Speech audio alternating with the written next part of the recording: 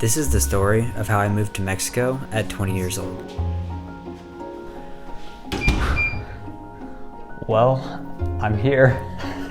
I think I'm definitely gonna go explore tonight because I wanna see what kind of neighborhood I'm in. I'm not really sure, so I know I'm near the center, but I'm not quite in the center, so I wanna see what's kind of around here. I've heard that Querétaro is like super safe at night, so hopefully that stays true. Hopefully I don't get like robbed, but yeah, so I'm gonna bring you guys along with me and let's go explore.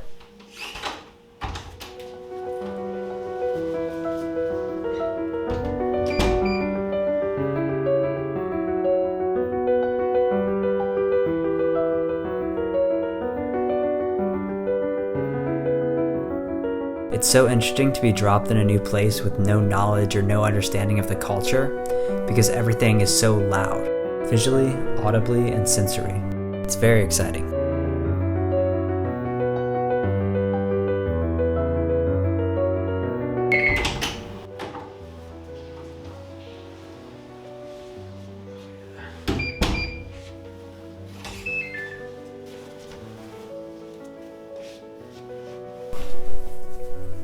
Wow guys, that was so freaking cool. The city, first impressions, oh my god, it is actually so beautiful. Honestly, I think I need to make some friends. I think it would be a lot more fun with some friends. So hopefully I'll be able to do that in the next couple of days or so. But yeah, other than that, it was amazing. Like, if I had some more people, going bar hopping and just like having so much fun, I think that's where Querétaro would really shine. So that's what I'm looking forward to most. But overall first impressions, absolutely beautiful city. I'm super excited for my trip. And yeah, I'm very tired, so I'm gonna go to bed and then see you guys in the morning.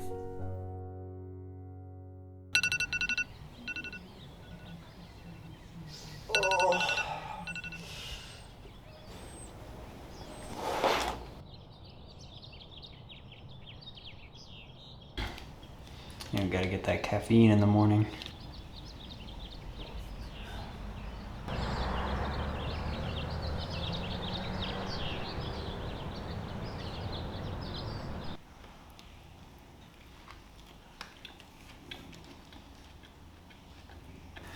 This bread I bought from some random dude who was selling it at a church.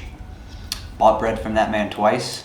Has not disappointed. Oh my god, they're so good. Alright, and after this, we're gonna head straight to the market, so you guys are gonna see what Mercado de la Cruz looks like.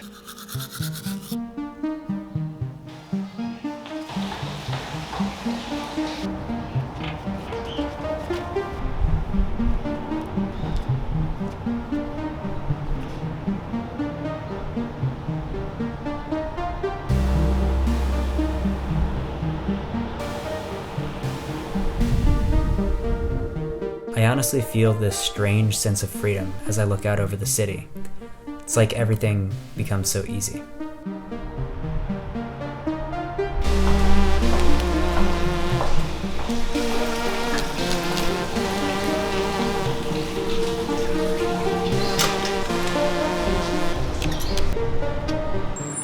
Alright guys, so we're on the way to Mercado de la Cruz. Calabaza y zanahoria, 4 manzanas. Bien, gracias. Alright guys, so we are back at the house now. I wasn't feeling that great, so I decided to go home from the office a bit early. And now I'm back here. I've just been kind of hanging out, watching some YouTube videos on the couch. And I just got some Uber Eats, so got like a torta. Give you guys some B-roll of that in a second. But yeah, so I'm gonna enjoy that. Hopefully I feel a bit better. I think I'm still gonna go out tonight. I don't feel that bad, so I'm probably gonna go out, probably get some street food later on if I'm still hungry, and go see the city at night. I didn't go see the city that night because for the first time in a long time, I felt like I was completely alone. This is the first time that I've actually felt lonely. Now, I'm not really a person who gets lonely. I love being alone. I could spend so long alone, but this is the longest I've ever gone alone. I've probably never gone more than like a couple days alone, so it's a completely new experience for me. But yeah, I mean, I felt lonely before, obviously, but there were extenuating circumstances, you know, like a girl or something like that. but this is the first time I've just felt alone because I'm alone. It's hard going to another country, like where you don't speak the language and you can't talk to anybody. Because normally, you know, if I went to a city in America, or if I went at least somewhere that spoke English, I'd be able to make some friends, but it's really hard. I mean, I have nice interactions every now and then, and I've met some of the other Airbnb guests who have spoken English, but overall, I mean, I really can't talk to anybody. And again, I thought that would kind of be a plus when I came here, and up until this point it kind of was, but I don't know, it just kind of hit me tonight, so that's how I'm feeling. All right, you guys, so it is actually the next day. I ended up not going out yesterday just because I wasn't feeling that well, but today I'm feeling much better, so we're gonna go out to Templo de la Santa Cruz, and we're gonna probably go get some street food. I don't know, we'll see. I might go to a restaurant, but I think I'm probably just gonna grab some street food. I'm pretty hungry, so let's go find some food.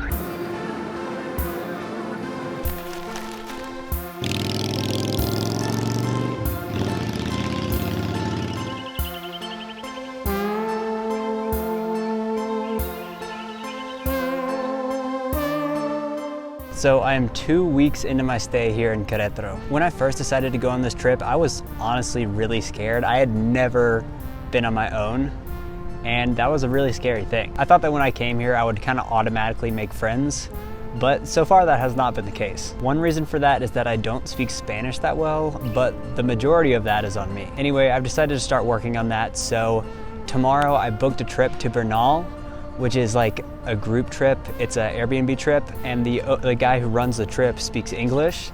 So hopefully I'll be able to make a decent connection with him, and then also with whoever else is going along there as well. Things are about to change. I'm about to actively put my mind to it and talk to people. So let's go. ¿Y tú vives en Querétaro? Sí. Bien. Mi cuñado es de Estados Unidos. Oh, sí? Sí. Bien. Oh my God. Venga. Vas a conocer esta. Dale. Man, slacklining is so hard. I had no idea. I did it a little bit when I was a kid, and I figured I would be better at it now because I skateboard, so I have a pretty good sense of balance. But as soon as I stepped on that thing, my knees were like jelly. I ended up having a really good conversation with this dude, and funnily enough, right after feeling lonely, I made my first friend. Venga, venga. ¿Es mucho ejercicio o no? Sí, sí, sí, sí. Y es más mental para que, como, bueno, Es peligroso, ¿no? pues es que igual como aquí, o sea, si te bajas bien no te pega, Ah, no hay bien, ningún bien. problema. Siempre cuando caes es como caer con la mano para que te pero estás cayendo con los brazos, puedes controlarte. Oh, con Ajá, igual así.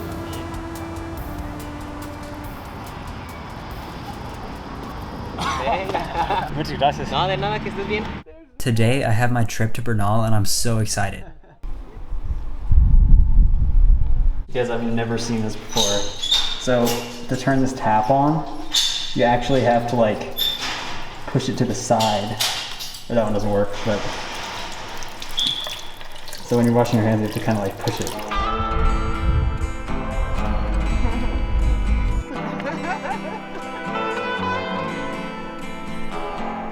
Guys, there's literally bamboo here. I had no idea bamboo was in Mexico. This is the guide. His name's Victor. We're about probably 1/5 up the mountain, so we got a long way to go. All right, guys, we're coming up on the viewpoint.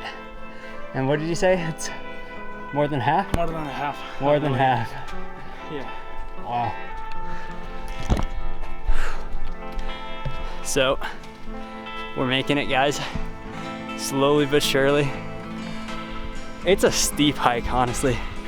It's steeper than I thought it was gonna be. I was like, honestly thought it wouldn't be that bad.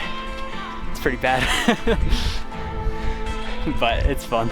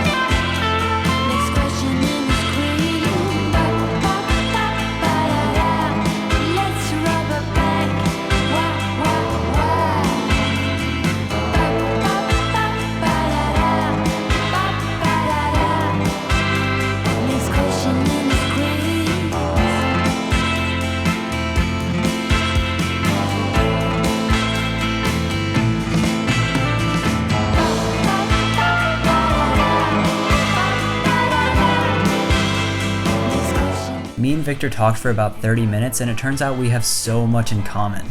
He does Airbnb, he's an Airbnb host, and he does tons of business stuff, which obviously if you watch my channel, you know I love that stuff as well. So we had a great conversation, and I think I made a friend for life. After that, me and the team explored Bernal, which is a little magic town. So it's a cute little town, and we ended up having some really good food. We ended up getting some gorditas, which are a local staple of Querétaro.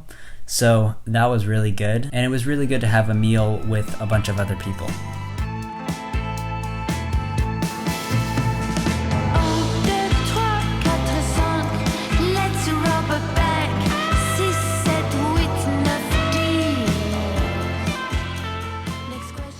After we finished up at Bernal, we drove home, and then I got ready for the next day, where we'll be going and exploring Querétaro around Dia de los Muertos. So as you can see, everybody is gearing up for Dia de los Muertos, which is kind of cool. So we've got a good bit of action down here. There's a bunch of decorations going up, some festivities, so it's overall a pretty good time. I'm gonna take you guys to Plaza Constitucion next, so you'll get to see that.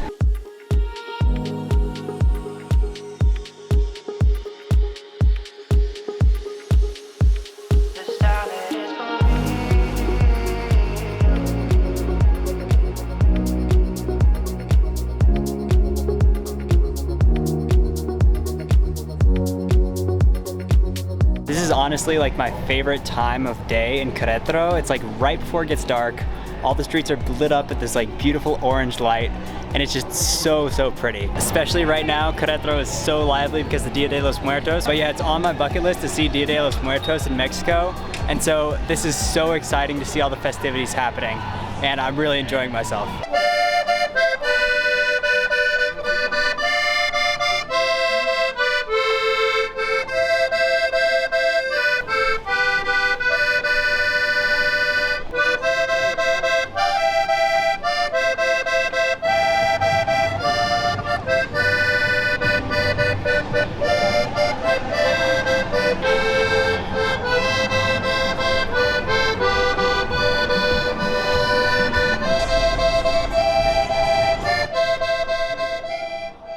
So I'm sitting here at night in Querétaro in front of this beautiful building, and one thing that I really noticed about Mexico and Querétaro in general is that people, when they're in need, they completely take initiative of their situation.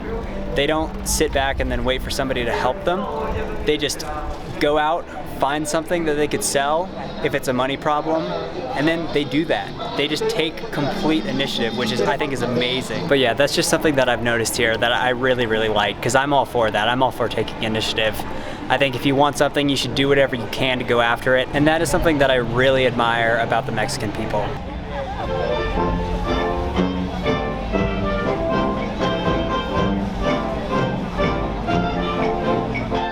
As I was walking through the park, I somehow stumbled on a bunch of people dancing, and the energy here was just absolutely amazing. There was so much energy in the air, everybody was having a good time, and everybody was dancing.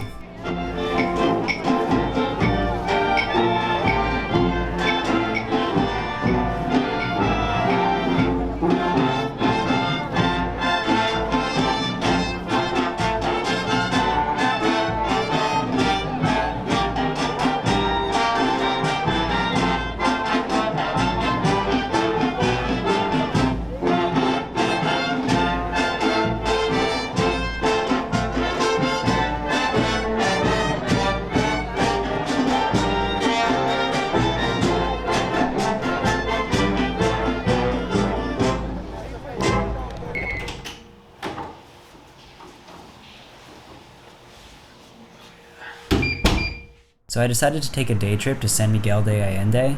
San Miguel has a much larger white population than Querétaro, so I figured I would have an easier time communicating with people.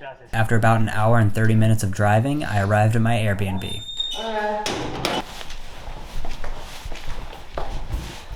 Salir y entrar. Ah, gracias. Sí, de nada.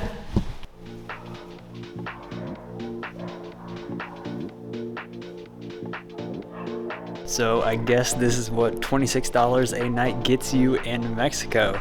This is honestly like so nice. I could not have asked for a better room, so I'm more than happy. Like, look at this courtyard. Oh my God. That's insane. $26.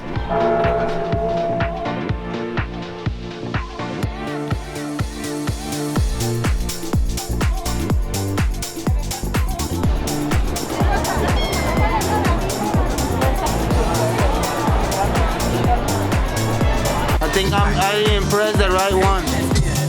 Alright, you tell me, right there? I did not have a reservation for this rooftop bar. It's Halloween night, and I got so lucky with this place, but we are about to eat some good food.